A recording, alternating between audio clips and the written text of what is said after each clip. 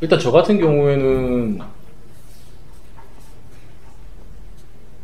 관세평가가 좀 자신 있었고, 저는 관세평가가 자신 있었고, 관세법은 어느 정도 목차 쓰고 키워드 정도 쓸 수 있을 정도였고, HS도 그렇게 막 하여튼 수준이 어느 정도, 합격이 100%라고 하면 제 수준이 어느 정도였다고 하면 한 60% 정도?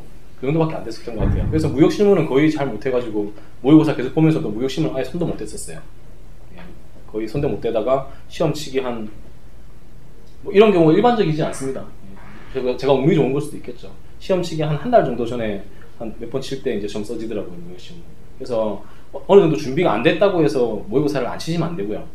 자기가 준비된 한에서 최대한 써내는 연습을 계속 하셔야 돼요. 예, 그래서 자기 수준이 뭐 20, 30%밖에 안 된다. 그렇다고 하더라도 일단 들어가야 됩니다. 일단 들어가서 나오는 문제 가지고 어쨌든 간에 써보면서 미치도록 스트레스 받으면서 내가 이 시간에 지금 내가 이 꺼적거리려고 집에 가서 책이라도 한번 더 볼 건데 그런 생각 하지 마시고 어쨌든 오셔가지고 써보는 게 중요하다고 저는 생각을 해요. 예, 그래서 뭐 수준이 많이 올라가면 좋긴 하겠지만 저는 한 60% 정도 수준에서 들어왔었고, 윤효 원사님은 워낙 정신력이 뛰어나셔가지고 아마 한 80% 수준에 들어가지 않았을까. 아니에요. 그런 생각을 하고 있습니다.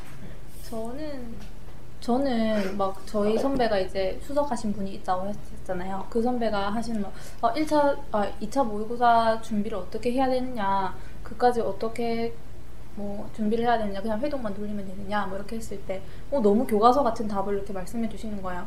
그냥 1월 달에 네가 시험을 친다고 생각을 해. 그리고 거기서 60점 이상 그냥 받는다고 생각을 하고 공부를 12월까지 하면 돼. 라고 하셨어요. 처음에는 그러니까 되게 그럴싸한 거예요. 1월 달에는 범위도 얼마 안 되고 가능할 것 같은데 뭐 이러면서. 근데 일단 목표치는 그 정도 잡고 공부를 했지만 공부하다 보면서 아닌데 계속 이러면서 공부를 했었죠. 그리고 1월 달에 이제 실제 시험을 쳤을 때는 모의고사 2차 모의고사를 처음 쳤을 때는 생각보다 점수가 너무 안 나왔었어요.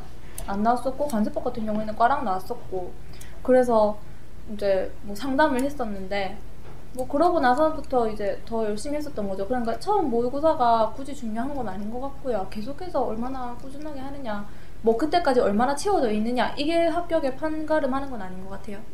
오히려 그때 확 잘 쳐버리고 떨어지는 사람도 있고. 모의고사 등수도 그렇고 모의고사 좀 약간 민감하신 것 같은데, 모의고사는 그냥 보는다는데 의의를 두시라니까요.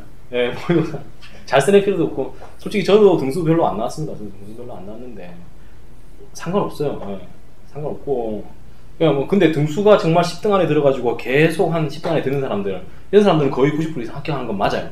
그게 맞는데 자기가 등수 안에 안 든다 하더라도 한 2주 안에 승부 볼 수도 있어요, 진짜로. 네, 미치듯이 집중해가지고 승부 볼 수 있는 부분이기 때문에 어쨌든 쓴다는 거에 의의를 두고, 내가 뭐 딱 한 80분 동안 계속 그 감을 계속 익히고 8분 동안에 써낼 수 있는 양을 알고 그런 거에 의의를 두고 속도도 좀 빨리 해보고 이런 거에 의의를 두고 계속 참여를 해야지, 내가 이 등수 정말 하는데 거의 뒤에서 한 10등이고 이런 걸 스트레스 받아가면서 한다? 그거는 오히려 정신력 낭비고 시간 낭비입니다.